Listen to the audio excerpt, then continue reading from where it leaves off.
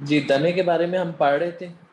दमा जो है वो अस्थमा एक ऐसी बीमारी है जिसमें हमारे ब्रोंकस जो हैं वो कंस्ट्रिक्ट हो जाते हैं, तंग हो जाते हैं, रास्ता जो है वो सिकुड़ जाते हैं और रास्ता तंग हो जाता है हवा के गुज़रने का।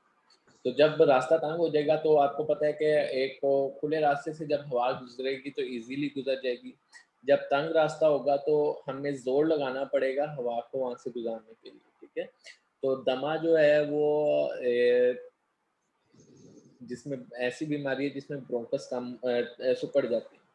तो फिर उस चीज़ में उनको इन्हेलर आप देखते हो दमे के मरीज़ अक्सर इन्हेलर यूज़ कर रहे होते हैं। वो इन्हेलर में क्या होता है स्टेरॉइड्स होते हैं जो क्या करते हैं हमारे हवा की नालियाँ जो ब्रोंकस हैं उनको डायलेट करते हैं, उनको खोलते हैं, ठीक है? ताकि इज़िली साँस लिया जा सके, ठीक है? दमा जो है वो अस्थमा एक इसके होने इस बीमारी की रीज़न्स मल्टीपल हो सकती हैं, किसी भी चीज़ से जो है वो एलर्जिक अस्थमा कहते हैं उसको, ठीक है? अब वो किसी भी चीज़ से जिस इंसान को जिस चीज़ से एलर्जी है फॉर एग्ज़ाम्पल किसी को जो है वो सर्दी में अस्थमा स्टार्ट हो जाता है, मतलब कि उसको ठंड में जो है वो साँस लेने में मुश्किल आती है। किसी को गर्मी में साँस लेने में मुश्किल आती है, किसी को जो है वो परफ्यूम की स्मेल सूँघते ही जो है वो अस्थमा स्टार्ट हो जाता है। किसी को जो है वो कोई स्पेसिफिक स्मेल जो है वो सूँघने से जो है वो अस्थमा स्टार्ट हो जाता है। तो ये अस्थमा जो है ये इसकी रीज़न कोई भी हो सकती है, जिस इंसान को जिस चीज़ से एलर्जी है, उससे उसको जो है वो अस्थमा स्टार्ट हो जाएगा, ठीक है? किसी को टेंशन में जो है वो जैसी टेंशन उसके ऊपर आती है, वो टेंस होता है, उसको साँस लेने में मसला स्टार्ट हो जाता है। तो ये जो है ये दमा जो है वो किसी भी वजह से हो सकता है और इसका फिर ट्रीटमेंट यही है कि वो उसके लिए इन्हेलर स्टेरॉइड्स यूज़ किए जाते हैं ताकि वो हवा के रास्ते को जो है वो खुला कर सके, ठीक है? आगे पढ़ेंगे। सेकंड डिजीज है नमोनिया एंड थर्ड टीबी। नमूनिया और फिर उसके बाद है टीबी। नमूनिया क्या चीज़ है? नमूनिया लंग्स पैरेन्काइमा की एक डिज़ीज़ है। लंग्स के अंदर जो उसका उसकी सरफेस है उसकी डिज़ीज़ है। तो ये भी मल्टीपल बैक्टीरियाज की वजह से हो सकती है, ठीक है? नमूनी एक बैक्टीरिया माइकोबैक्टीरियम नमूनी उसको कहते हैं माइकोबैक्टीरियम नमूनी ये कॉज करता है।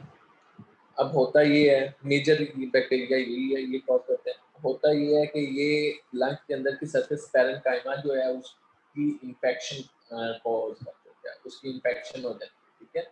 जब इन्फेक्शन होगी साथ में इन्फेक्टेड फ्लूइड वहाँ पे भर जाता है, ठीक है? इन्फेक्टेड फ्लूइड जो है वो पैरेन्काइमा के अंदर भर जाता है और इन्फेक्शन की वजह से जब फ्लूइड भी वहाँ पे भर गया है तो आपको पता है एयर जब फ्लूइड में जाएगी तो एक तो आवाज़ क्रिएट करती है, दूसरा सांस लेने में मुश्किल होती है, तीसरा ये है कि वो इन्फेक्शन अगर ट्रीट ना की जाए तो उससे डेथ भी हो सकती है। निमोनिया एक काफ़ी खतरनाक बीमारी है और इसको ट्रीट करना बड़ा ज़रूरी होता है। जिस बैक्टीरिया ने निमोनिया कॉज किया होता है उसको जो है ट्रीट करना ज़रूरी होता है और ज़रूरी नहीं है बैक्टीरिया, ये एस्पिरेशनल निमोनिया भी हो सकता है।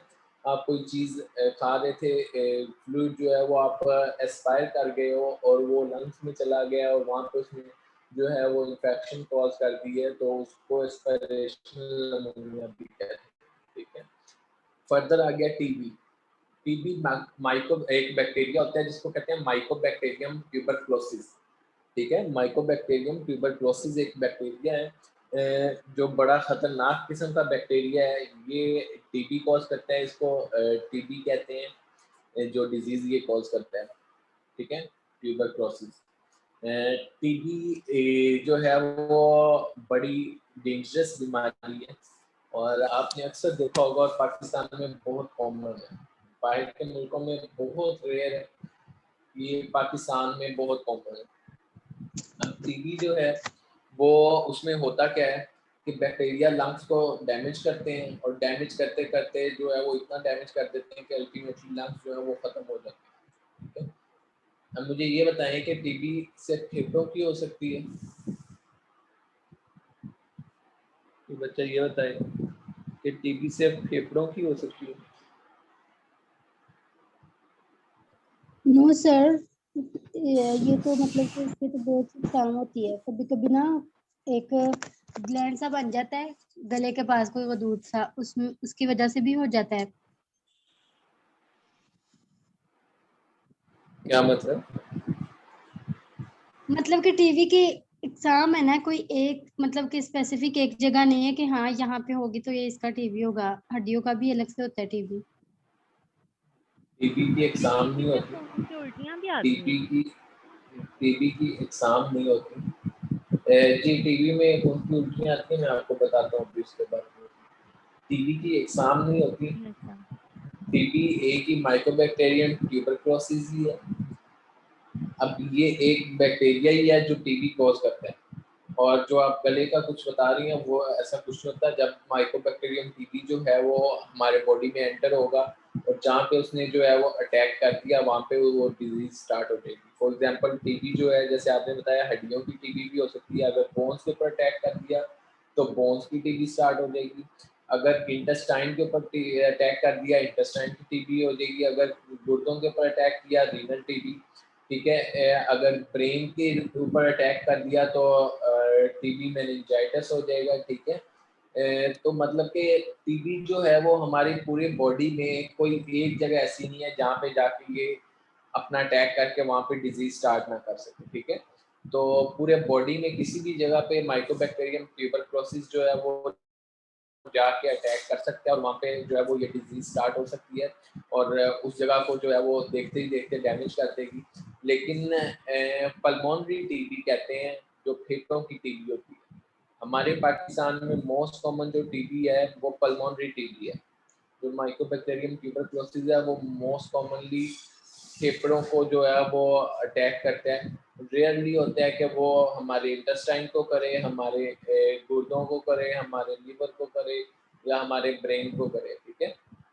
होते हैं, ऐसे भी पेशेंट्स होते हैं, लेकिन मोस्ट कॉमन जो है वो पल्मोनरी टीबी है, हमारे लंग्स को अटैक करती है। ठीक है। ट्यूबरक्लोसिस।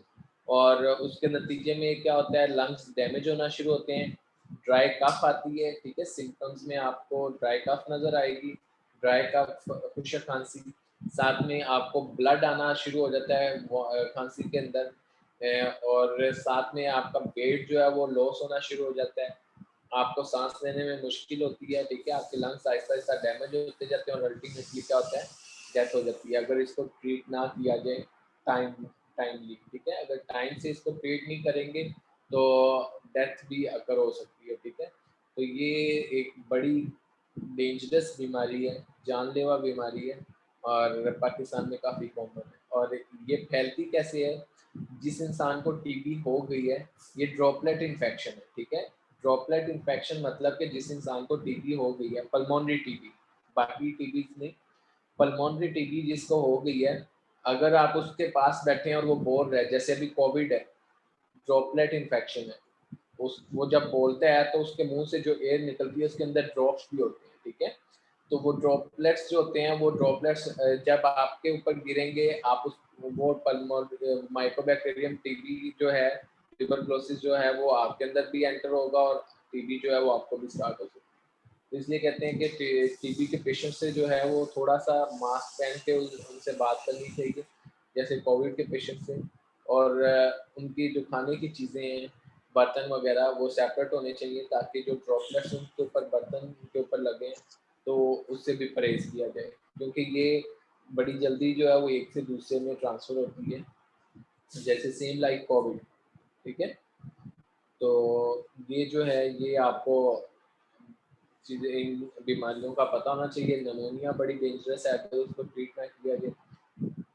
कोविड भी आजकल जो है वो क्या कर रहा है, नमूनिया कॉज कर रहा है। ठीक है। सेम नमूनिया की पिक्चर होती है, इन्फेक्टेड होते हैं लंग्स, फ्लूइड इकट्ठा हुआ होता है। ठीक है। और उसके बाद जो है वो सांस लेने में मुश्किल होती है, सेम कोविड की जो है वो नमूनिया वाली पिक्चर होती है। ठीक है। तो ये जो है ये हमारा क्या था, रेस्पिरेटरी सिस्टम। इसमें किसी को कोई चीज़ समझ नहीं आई, कोई बात समझने वाली है तो वो पूछे। और इसका जो है वो कल टेस्ट होगा इस पूरे सर जी चैप्टर का, एक फिर उसके बाद हम आगे जो है वो स्टार्ट करेंगे। सर जी टाइप्स बता दें, क्या चीज़?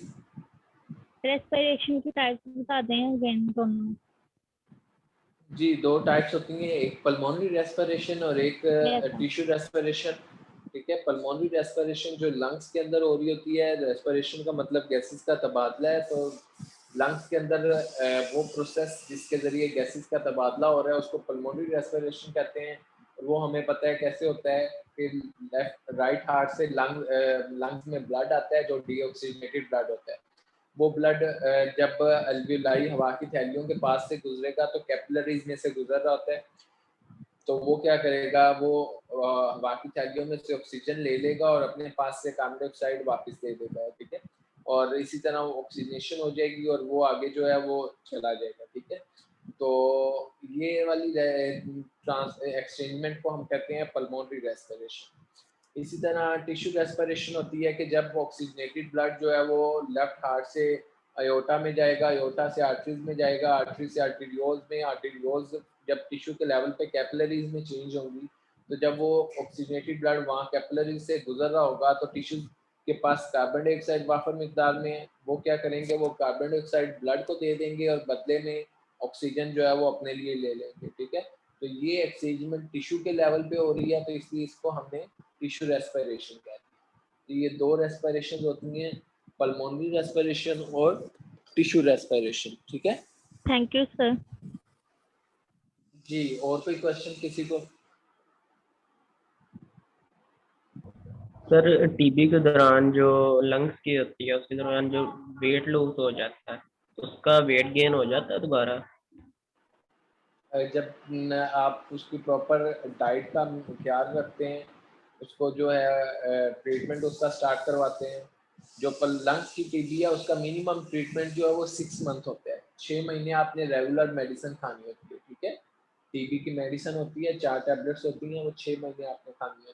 ठीक है, और अगर आप ट्रीटमेंट नहीं करेंगे तो वो वेट जो है वो वापस गेन नहीं होता। अगर ट्रीटमेंट उसका कर लेंगे, उसकी प्रॉपर डाइट, उसकी डाइट बड़ी अच्छी रखेंगे, हैवी डाइट रखेंगे, तो आहिस्ता आहिस्ता जो है वो सेहतमंद भी होता जाएगा और उसका वेट भी ठीक होता जाएगा।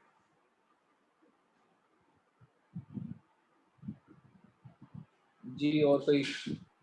Thank you sir.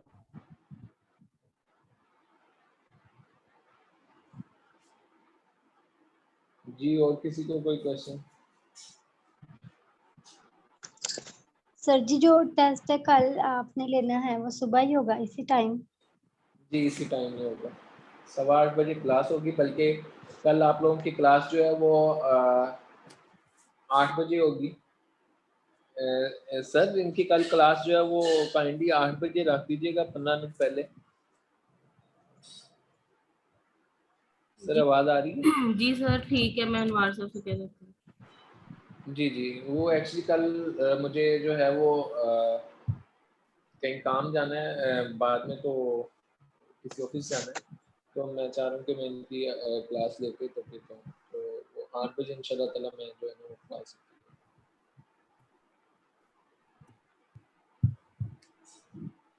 कल सब बच्चे जो हैं वो 8 बजे ऑनलाइन हो जाइएगा। ठीक है, ओके सर जी। सर तो इंशाल्लाह हमारा टेस्ट भी हो जाएगा और हम जो है वो इसको स्टडी भी कर लेंगे। ओके सर जी। लेकिन ये ना हो कि कल 5 बच्चे सिर्फ ऑनलाइन बैठे हों, बाकी जो है वो टेस्ट की वजह से भाग जाएं। टेस्ट का मतलब ये नहीं है कि आप लोगों को जो है वो कोई आप लोगों को क्वेश्चन किया तो अगर आंसर नहीं आया तो कुछ होगा। टेस्ट का मतलब ये है कि आप लोगों की एक्सरसाइज हो जाती है कि जो चीज़ आपको समझ नहीं आई थी सवाल पूछने से या जवाब देने से वो आपको क्लियर हो जाएगी, या किसी और का जवाब सुनने से आपको क्लियर हो जाएगा कि अच्छा मैं ये चीज़ समझ रहा था लेकिन एक्चुअल में ये चीज़ है। तो वो आप लोगों के लिए फ़ायदा है और उसमें आप लोगों का जो है वो एक एक्सरसाइज, हेल्दी एक्सरसाइज होती है। ठीक है, तो टेस्ट जो है वो उसकी वजह से कल किसी ने ये नहीं कि ऑनलाइन ही ना हो।